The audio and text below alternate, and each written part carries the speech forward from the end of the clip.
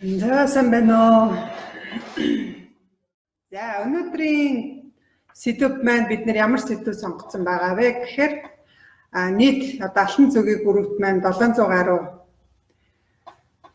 ийм группийн гишүүд байгаа. Тэгэхээр энэ гишүүдийн санал асуулга явуулаад за тэгээд хүзүү нурууны шохоожл гэсэн энэ сэдвийг олонхын саналаар өнөөдөр сонгогдсон байгаа. За тэр талаараа ингээд бүгдээрээ ярив. За хүзүү нурууны шохоожилт. За эхлээд би яриагаа эхлэхээс өмнө та бүхнээс нэг жижигхэн нэг юм тест, биеийн тест авъя. За та нар одоо яг намайг үзэж сууж байгаа, зарим нь хэвтэж байгаа. За ямар ч босоод сандал дээрээ суучих. Тэгээд сууж агаад толгоогоо баруун тишээгээ, зүүн тишээгээ аль хүрч чадах тэр цэг рүү хүртэл нэргүүлээрэй. За ингээд нэг эргүүлээд үзье. Нөгөө тишээгээ. За ингээд үз. За үзсэн үү? За ингээд ямар нэгэн зовир танд байна уу? Хүзүүнд одоо тутуу эргэж байгаа ч юм уу, эсвэл эргүүлж байгаа үед ямар нэг гацж байгаа ч юм уу, эсвэл нэг хэвэн биш байгаа тийм зүйл ажиглагдав. Бичээд байгаарай. Танд ямар нэгэн хүзүүнд зовир илэрсэн үү гэж. За тэгэхээр хүзүү нурууны нуглам, за тэр нугламын хоорондох жиргэвчэнд ямар нэг асуудалгүй эрүүл хүний хувьд бол саяны энэ хөдөлгөөнийг хийхэд ямар ч түүрдэх юм байхгүй, хүндүрлэх, зовирлох юм байхгүй байх ёстой. Хэрвээ тодорхой хэмжээгээр өгдөж байгаа бол, хүндүр байгаа бол энэ маань юу гэсэн үг вэ гэхээр энэ бол таны хүзүүнд шохоожилт явагдаж байна гэж үзэж болох юм аа. Тэгэхээр энэ бол хамгийн энгийн аргаар өөрийнхөө хүзөөний одоо шохоожилт үүсч байна уу, шохоожилт байна уу гэдгийг мэдэх юм арга байгаа. За тэгэхээр нийт дэлхийн дээр амьдарч байгаа 40-оос дээш насны ийм хүмүүсийн дунд яг энэ хүзүү нурууны шохоожилт гэсэн энэ асуудал 80% нээдэг гэж байна. Өөрөөр хэлбэл 5 хүн тутмын 4-т нь ямар нэгэн байдлаар хүзүүний эсвэл нурууны ийм шохоожилт гэсэн ийм завир бол шинж тэмдэг илэрдэм байна. Тэгэхээр энэ бол маш өргөн сэдв байна тийм. За ер нь бол тэгэл 40-оос дээш насныхан толгой дараалаад бараг бүгдээрээ ийм хүзүү нурууны асуудалтай болдог байх нэ. За тэгэхээр бидний хүний биеийг ингээд босоод инглихт барьж байдаг, хөдөлгөөн хийхэд маань тусалж яадаг хамгийн чухал энэ хэсэг бол бидний хүзүү баган нуруу байгаа. Тэгэхээр энэ хүзүү баган нурууны эрүүл мэндийн асуудал гэдэг маань тэр чигээрээ ерөөсөө хүний өөрийнх нь эрүүл мэндийн асуудалтай холбогддог байгаа. За тэгэхээр монголчууд ч мөн адилхан энэ хүзүү нурууны асуудал бол их байдаг. За тэгэхээр энэ онцлогдож байгаа гол онш нь юу гэж явдаг вэ гэхээр остеохондроз гэж явдаг.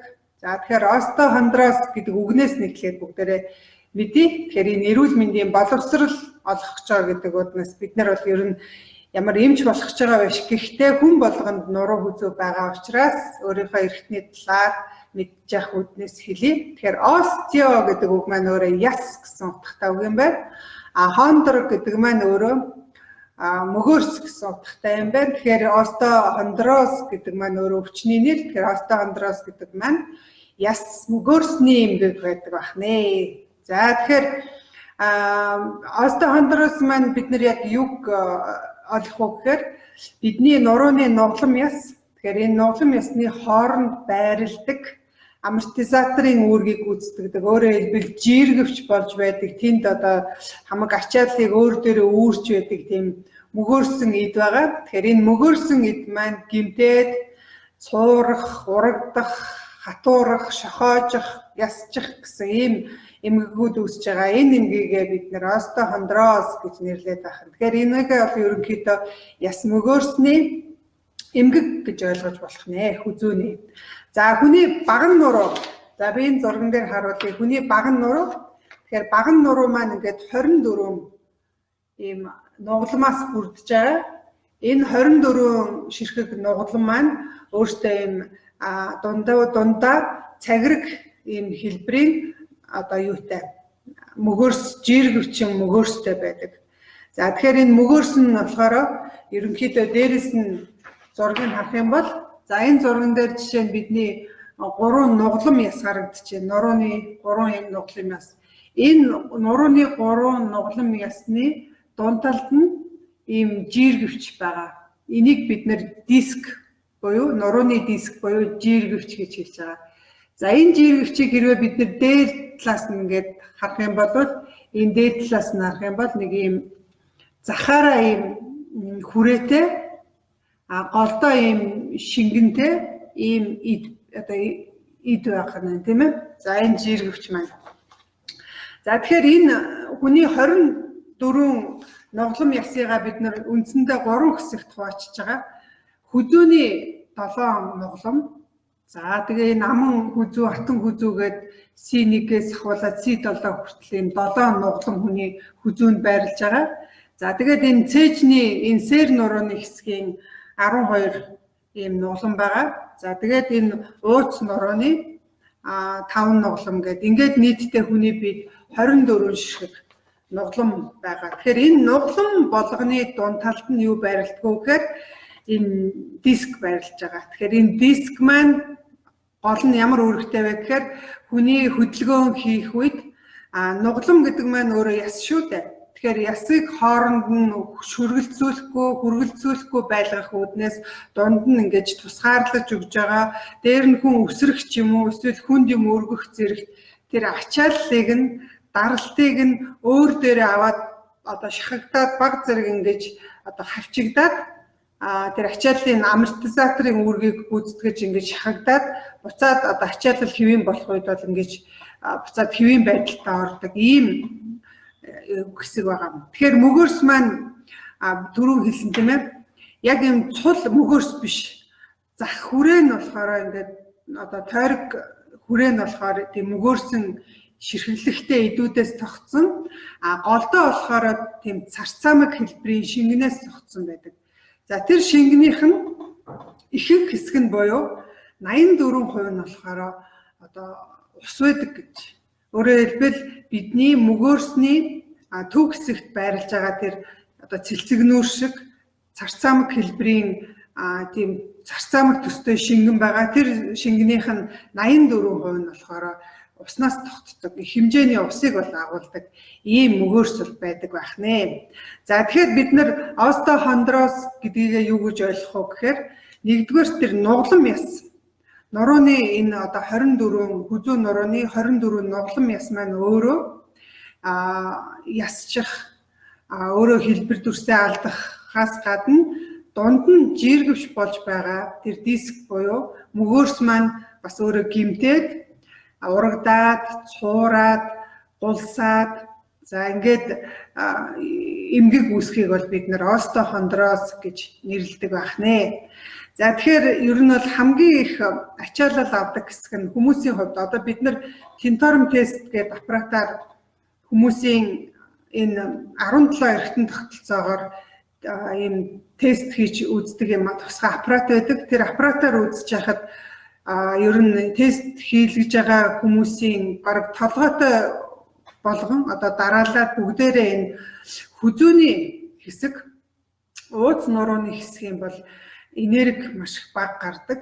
Өөрөөр хэлбэл ер нь бол бидний хүзүүнд хамгийн их ачаалал ирдэг, ууц нуруунд хамгийн их ачаалал ирдэг. За яагаад гэхээр хүн яг ихцгэн ингээд байрлаж байгаа үед өөрөөр хэлбэл нуруу яг энэ босоо тэмдэглэхийн дагуу юм ихц шулуун байрлаж байгаа үед бол хүний толгойн жин 5 кг орчмын жингээр хүзүүнд ачаалал өгдөг байна. Хүзүү болоод хүзүүний нуглам, хүзүүний одоо тэр жиргэвчэнд ачаалал өгдөг. Хэрвээ толгоогоо бид нар баг зэрэг гэлжилгээд нэг хэдэн градусаар гэлжилгээд одоо жишээ нь юм бичих ч юм уу, компьютер руугаа шагаах ч юм уу, утсаа оруулах ч юм уу, ямар нэгэн байдлаар толгоогоо доош нь ингээд бүхийлгээд тонгоолгох үед бол нөгөө 5 кг ачаа болж байсан толгой маань 5 дахин ихсээд өөрөөр хэлбэл 25 кг ачаа шиг тийм хүнд их ачааллыг, даралтыг бидний хүзүү нугламд өгдөг байна. Тэгэхээр байнгын нөгөө суугаа ажилтай, жолооч нар байна, оюутлчин бай тэ байнга ингэж эсвэл нэгтлэн ч гэдэг юм ингээд суугаа ажил хийдэг, офисын ажилтнууд компьютер дээр байдаг.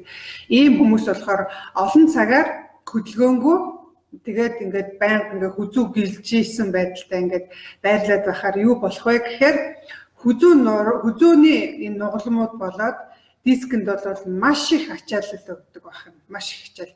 Яг ихц байх үеэс 5 дахин илүү их ачаалал өгнө. Тэгэхээр тэр ачааллыг өдөр болгон ингэж ачаалал авсаар байгаад нөгөө одоо жиргэвч маань ачааллаа даахаа болоод өөрөө гимтээд зарим хэсгээр бол тасраад, урагдаад тэгээд дотор нь байгаа нөгөө шингэн байгаа гэсэн шүү дээ, тий. 84% шингэн ус агуулж байгаа нөгөө шингэн хэсэг маань одоо гадагшлаад ингээд нөгөө эвэрхий гэдэг бас нэг өөр өвчин үүсгэж байгаа. Тэгэхээр остеохондроз маань хүндрээд ирэхээр эвэрхий. Тэгэхээр эвэрхий болоод ирэхээр нөгөө мөгөөрсөн эд маань энэ бидний баган нуруу гэж ингээд үзэх юм бол баган нурууны чинь хойд хэсгээрээ энэ нугас явж байгаа. Тэгэхээр энэ нугасаа одоо нугас дээрээс харах юм бол нугас маань энэ харагдчихэв. Энэ мөгөөрсөн эд маань хэрвээ ингээд гимтээд эвэрхий болоод ирэх юм бол гулсалт болоод ирэх юм бол энэ юугаа дарах вэ гэхээр энэ нугаснаас салбарлаад гарч байгаа энэ мэдрэлийн хос одоо энэ язуур байгаа. Энэ мэдрэлийн язууруудыг ингэж дард шахна гэсэн үг. Тэгэхээр энэ мэдрэл маань дарагдаад ирэхээр тэр хэсгийн булчин холбоос шөрмөс зочроод тэрнээсээ болоод өвдөлт өгдөг. За тэгэхээр бид нар бол ерөнхийдөө хүмүүсийн дунд нэг буруу ойлголт байдаг. Энэ ойлголтыг засыг би бодож байна. Өөрөөр хэлбэл мэдрэл дарагдсанаас хүмүүс өвддөг гэж ойлгодог. Тэгэхээр мэдрэлийн судас маань өөрөө тархинаас тэр мэдрэлийн одоо судас руу дамжуулж байгаа импульсыг нугасны тусламжтайгаар ингэж хооронд нь одоо цахилгаан импульс дамжиж байгаа. Өөрөөр хэлбэл дохиод дамжиж байгаа. Тэрийг нь бол мэдрэл дамжуулж байгаа болохоос мэдрэл өөрөө өвдөд байгаа юм биш. Юу өвдөж байна вэ гэхээр мэдрэлийн судас маань өөрөө дарагдсанаасаа болоод тэр хавийн булчин чангардаг, шөрмөс татдаг, тэр хавийн одоо холбоос эдүүд маань өөртөө цочроод агчил өгснөөсөө болоод бидний бид бол тэр өвдөлтийг мэдрүүлдэг байх нэ. Тэгэхээр булчин өвддөг, шөрмөс өвддөг гэж ойлгох ёстой байх юм. За тэгэхээр тэрнээсээ болоод юу болох вэ гэхээр одоо тухайн хэсэгт гэмтэл үүсээд хөшин, булчингууд чангарна, тэр хэсэгт бол одоо хавдна. За тэгээд зовирлаад одоо бид нар хөдөлмөрийн чадвараа алддаг. Хэсэгчлэн болон бүрэн алддаг байгаа. За остеохондрозынхаа ерөнхий ойлголтыг бол авчихслаа. Тэгэхээр одоо остеохондрозыг үүсгэж байгаа яг шалтгаан нь юу вэ гэж. Тэгэхээр бидний энэ 4 өдөр болгон явуулаад байгаа энэ одоо эрүүл мэндийн боловсрол олох гэж байгаа лайв маань ерөнхийдөө хүнийг эмчлэх гэдэг талаасаа ярихаасаа илүүтэйгээр ер нь тухайн нэг өвчлөл яг үүсгээд байгаа тэр шалтгаан нь юу юм бэ гэдгийг ойлгуулахад оршоод байгаа. Хэрвээ хүн эрүүл мэндийн мэдлэгтэй болчих юм бол өөрөө өөрийнхөө эмч болж чаддаг. Тэгэхээр өвчин үүсгэж байгаа шалтгаанаа мэдээд тэр шалтгаанаасаа өөрийгөө одоо урьдчилан сэргийлж чадах юм бол өвдөхгүй байж болно. Хэрвээ өвдсөн байх юм бол тэр шалтгаан одоо өвчний язоор уг үндэс уурхай голомттой тэрийг нь арилгаснараа тэр өвчмний шинж тэмдгүүд нь чарлан тухайн өвчин маань илаарших юм үүд хаалга нь бол нэгдэж байгаа. Тийм учраас бид нар энэ лайв болгон дээрээ тодорхой хэмжээгээр юу явуулж ийн гэхээр дандаа өвчин үүсэх шалтгааныг нь хэлж өгöd байгаа. Тэгэхээр энэ шалтгааныг та бүхэн сайн анзаараарай. Мөн өвчин үүсгэхэд нөлөөлж байгаа хүчин зүйлс, эрсдэлт хүчин зүйлсүүдийг мэдэж авах хэрэгтэй байгаа. За хүзөөний нурууны шохоожилттай хүмүүс байна уу? Байгаа эсвэл нэмэх тэмдэг тавиад байгаарай. Аль нь илүү байна вэ гэж. За тэгэхээр остеохондроз үүсэх олон шалтгаан байгаа. Ер нь бол бараг 10-аад шалтгаан байгаа гэж үздэг. Яг анагаах ухаан өөрөө судлаад тэгэхээр энэ дотроо хамгийн голлох шалтгаануудад нь би хэлье. Нэгдүгээрт нь болохоор юу байгаа вэ гэхээр удамшлын хүчин зүйл болж байгаа. Тэгэхээр одоо эцэг эхээс өвөг дээдсээс уламжилж ирсэн тухайн хүний яг анатомийн биеийнх нь онцлогоос хамаарсан остеохондрозын үүсэх шалтгаан байдаг. За энийг бол бид нар арилгах ямарч боломжгүй те. Өөрөөр хэлбэл бид нар ямар биетэй, ямар арьстай, ямар ястай болно гэдгээс сонгох боломжгүй. За тэгэхээр дараагийнхын шалтгаануудыг аваад үзье. Тэгэхээр дараагийнх нь болохоор ерөнхийдөө төрөлхийн одоо гажиг гэж байна. Яг удмынх биш мөртлөө тухайн хүндэл өөрт нь одоо яг тийм эхийн хөвлөд байх үедээ үүссэн гажиг ч юм уу тийм гажиг хөгжлүүд байна шүү дээ. Одоо мөн төрөх замын үед олдсон тэр янз бүрийн төрөлтийн хүндрэлээс үүссэн гажигуд байж болно. Нэг тишээгээ юм хазгаа ч юм уу те. Хэрвээ одоо түнхийн мултартай ч юм уу ямар нэгэн байдлаар ийм гажигтай байх юм бол нэг хэсгтэрээ ингээд байн хазаагаад байхаар чинь тэр хэсгийнх нь булчингууд чангарна. Тэгэл тэр хэсэгт бол мэдээж нуруу нугламын дискүүд хамгийн их гимтээд тэгээд яс сургалт явагдчихдаг байгаа. За тэгэхээр энэ төрөлхийн юм гажигуудаас болж бол остеохондроз үүсдэг байх нь. За халдварт өвчнүүд байна. Тэгэхээр халдварт өвчин гэхээр одоо бидний өмнөх лайвуудаар яригдчихсэн шүд хорхоодох байна те, хоолойны ангийн байна те, янз бүрийн стрептококк гэдэг бактериас үүдэлтэй тэр бактери маань өөрөө шилжин нүүхтэй үений тэр уутанд очиж үений одоо тэр хүний хаана хөдөлгөөнгүй тийм байна тэр газар очиж тэр бактериуд нь өөрөө таатаяа үрждэг учраас тэр хэсэг маань бас бидний энэ остеохондрозыг үүсгэх шалтгаан болдог байх нэ. За мөн бодисын солилцоо алдагдах гэдэг нэг том ангилал байгаа. Тэгэхээр хүний бид бол ер нь олон төрлийн солилцоо явагдаж байгаа. Уургийн солилцоо, нүрс усны солилцоо, өөх тосны солилцоо, эрдэс бодисын солилцоо гэдэг ингээд солилцоонууд явагддаг. Тэгэхээр энэ солилцоо хэрвээ алдагдах юм бол энэ нь эргээгээд бас өвчлөлүүдийг үүсгэж яадаг. За тэгэхээр бодисын солилцоо алдагдах дотроо ялангуяа одоо өөх тосны солилцоо тэр буруу хооллолтой холбоотойгоор өөх тос нүрс усны солилцоо байж болж байна. За мөн давс тэ эрдэс бодисын солилцоо байна. Хэрвээ хоолндоо одоо ундандаа их хэмжээгээр ийм давс хэрэгэлдэг бол давсны илүүдэлтэй байдаг бол тэр давс хаана сууж өгөх вэ? Хүний хамгийн бага хөдөлдөг тэр хэсгүүд болох одоо үе мөчөнд сууж өгөөд за тэгээд давс чинь бид нар ингээд ам дотроо давс байлгаад байвал бидний амны салтууд яаж гэмтэх вэ? Тэрэн шиг бидний биеинд одоо натрий холоор, калий холоор гэдэг энэ давснууд маань их хэмжээгээр агуулгадаад байх юм бол үенүүд маань хамгийн ихээр гэмтэн, мөгөөрс маань гэмтэн гэсэн үг тийм. Тэгэхээр бодисын солилцоо алдагдах нь бол бас энэ шалтгаан болдог юм байна. Энийг бол хувь хүн өөрөө засаж чадна шүү дээ. Тэгэхээр энийг бас засах хэрэгтэй байдаг. За бас энэ остеохондрозын нэг том шалтгаан бол өөрөө гэмтэл ордог. Янз бүрийн одоо аваартай гэмтэл унах гэдэг ч юм уу ийм гэмтэл бэртлүүд маань бол бас энэ остеохондрозын шалтгаан болдог. За мөн түнчлэг хит их хачаалал авах. Одоо ачигч нар байна те, өөрийнхөө нурууны дааж чадах, ер нь хүний баган нурууны дааж чадах хэмжээ бол 100 кг яг зөв өргөх тохиолдолд 100 кг гэж үздэг. Тэгвэл энэ 100 кг-аас илүү хэмжээгээр ачаа ачих ч юм уу эсвэл яг тэр яг тодорхой нэг амьсгал авах үедээ ачаагаа өргөөд амьсгал гаргах үед ачаагаа буулгах ч юм уу нэг юм амьсгалтайгаа яг хослуулсан тэр одоо фитнесээр хичээлж байгаа хүмүүсийн юм юу техник байх хэрэгтэй. Тэр техникийг эзэмшээгүй хүн зүгээр хар одоо бяраараа шууд юмыг өргөх тохиолдолд бол энэ нурууны гэмтэлд бол шууд хүргэдэг, остеохондрозод бол шууд хүргэдэг байгаа.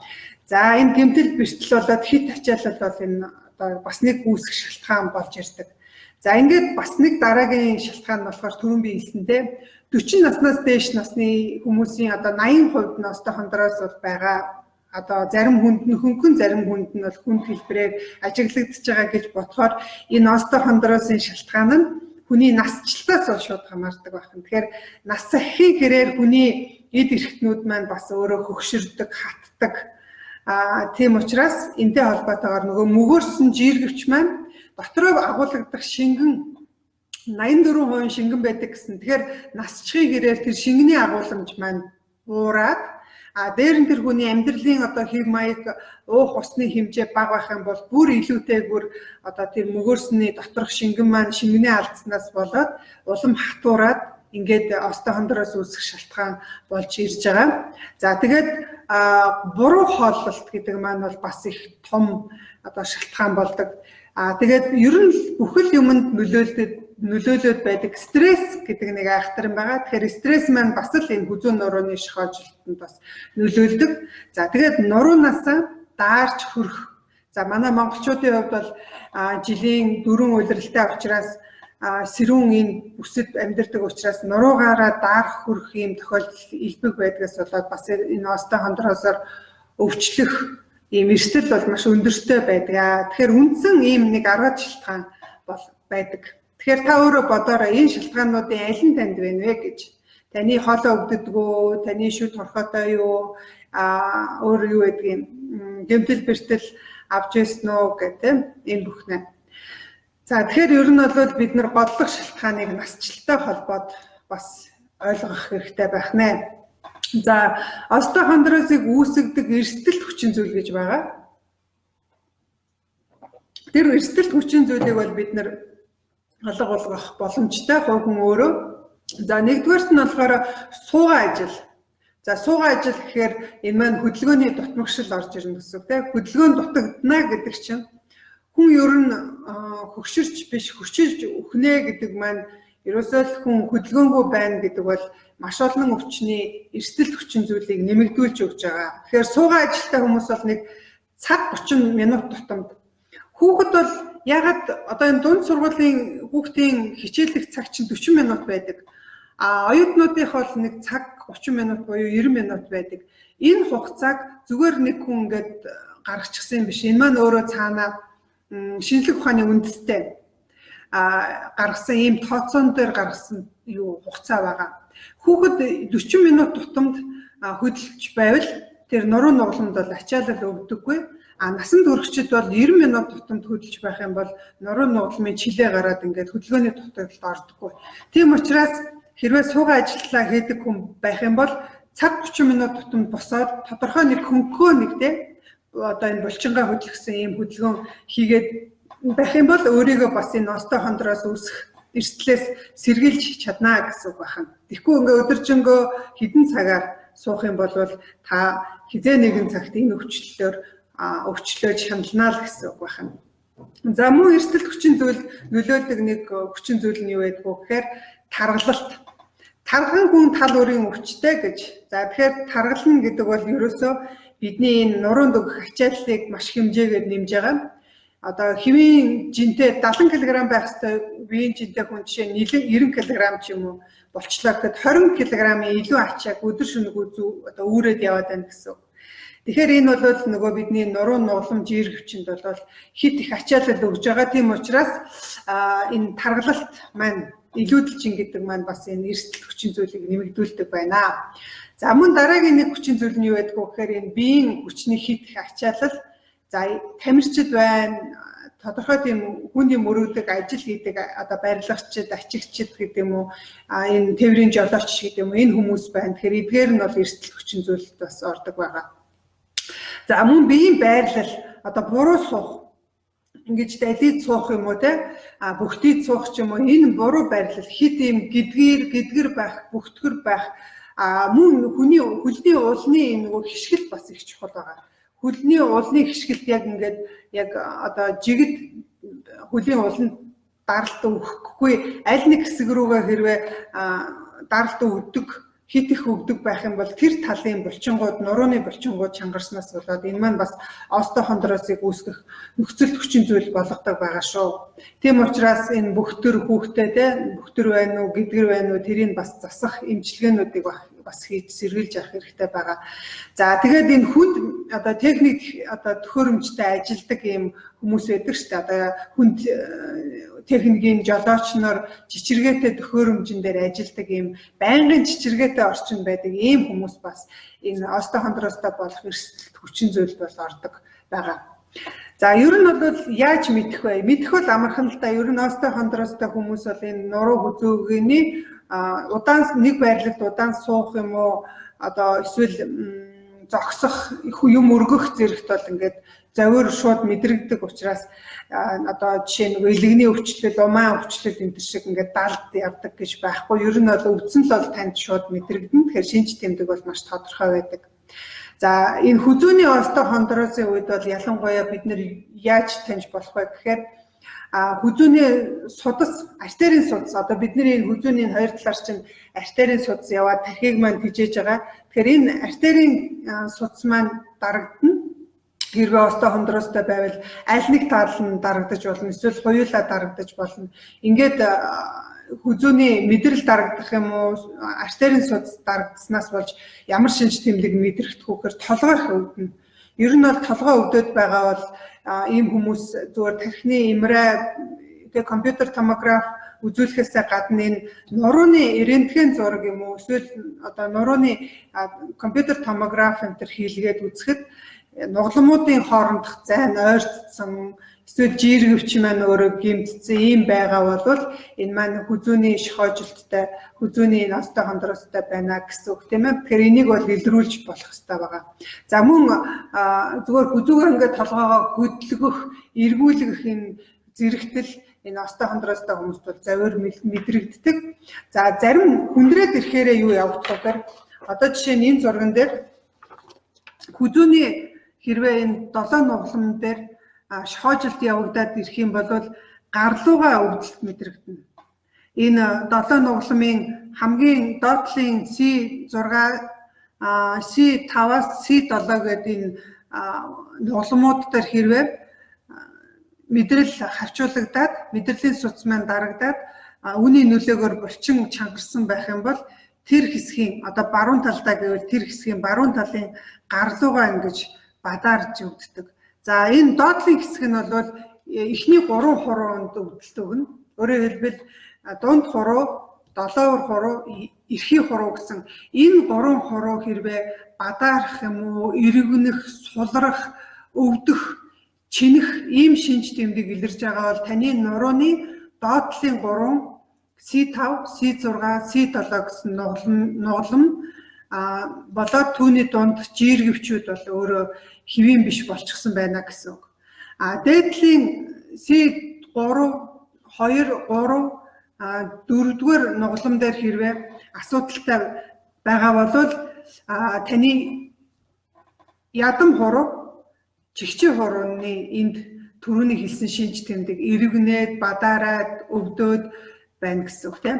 Тэгэхээр зарим хүмүүс бол ингээ мөрөө дагаад өвдөд байна гэд зүүн гар өвдөд байна, зүрх юм болов, баруун гар өвдөд байна, цөс юм болов гэд ингээ андуураад явж яадаг. Тэгэхээр энэ нь юу байж болох вэ гэхээр ер нь бол гар хуруу бадарах нь хүзүүний шохоожилтоос болж байгаа байж болох юм аа. Тийм учраас нөгөө рентген зураг авахулаад үзээрэй. Рентген зурагаас хамгийн илүү сайн үзүүлэх нь нөгөө компьютер томограф энэ гэдэг байгаа шүү дээ. Тэрүүгээр үзүүлээд энэ хүзүүний 7 нугалам дээр асуудал байна уу илрүүлэх хэрэгтэй юм байна. Тэгээд тэнд бол нөгөө эвэрхий үүссэн ч юм уу эсвэл диск улсцсан байх юм бол саяны зовирууд бол бүр их хүчтэй илэрнэ. Тэгээд аль талдаа дарагдсанаас болоод тэр талын гар өвднө гэсэн үг. Тэгээ явандаа бол бүр хоёр талын гарлуу өвдөд юм барьж байгаа даалтдаг. Тэгээд өдөр шөнөгүй өвддөг ийм завир илэрдэг. Тэгэхээр ер нь бол остеохондрозын шинж тэмдэг бол хүнд өөрт нь шууд мэдрэгддэг учраас юу яаж болох нь шүү дээ. Ер нь бол эмчит үзүүлээд зураг авахуулаад үзүүлэх хэрэгтэй гэсэн үг. За энэ дээр бас нэг зурган дээр бас дахиад нэг тайлбар хийлье. Хэрвээ хүзүүний энэ 7 нугалам дээр шохоожилт явагдаж байгаа бол зөвхөн энэ хүзүүнд гаранд мөрөнд асуудал үүсгэхээс гадна бидний энд харагдаж байгаа эрхтнүүдийн үйл ажиллагаанд шууд нөлөөлдөг. Энд юу орох вэ гэхээр нүд орно, уушиг, зүрх, бамбаа булчирхай, өнчин тарих гэсэн эдгээр эрхтнүүдэд өөрчлөлт орж эхэлдэг. Яагаад вэ гэхээр бидний мэдрэлийн одоо тархинаас явуулж байгаа тэр мэдрэлийн импульсийн тэр дамжлаганд нь одоо дамжуулалт нь саад учирж байгаа учраас тарих тэдгээр эрхтнүүдийг удирдах болон тухайн эрхтнээс одоо тархилуу очих мэдээлэл маань тодорхой юм одоо мэдээллийн алдагдaltaй очиод байгаа учраас эдгээр эрхтнүүдийн хямрал явагдаж эхэлдэг байгаа. Тэгэхээр бид нар тендорм тестээр үзүүлэхэд ер нь бол бамбаа булчирхайн асуудалтай юм уу эсвэл зүрх судасны асуудалтай ийм хүмүүстээр бол дандаа энэ хүзүүний нугаламын энерги бол дандаа 3, 2 гэдэг одоо 5 байвал хамгийн сайн байдаг. Гэтэл 3-тай 2-тай гарч ирдэг. яг функционал үйл ажиллагааных нь юу н түвшин нь 5 мөртлөө энерги нь бага байгаа бол ерөнхийдөө шохоожилт гэдгээс илүү тэр хэсэг дээр хөшин байдлыг үүсгэн байдаг учраас хөдөлгөөний дутагдaltaй ийм хүмүүст бид нэр юу гэж зөвлөдөг вэхээр дасгал хөдөлгөөн хий, сунгалтын дасгал хий гэж ингэж зөвлөгөө өгдөг. Тэгэхээр энэ баган нуруу гэдэг чинь ганцхан энэ нуруутай холбоотой юм биш.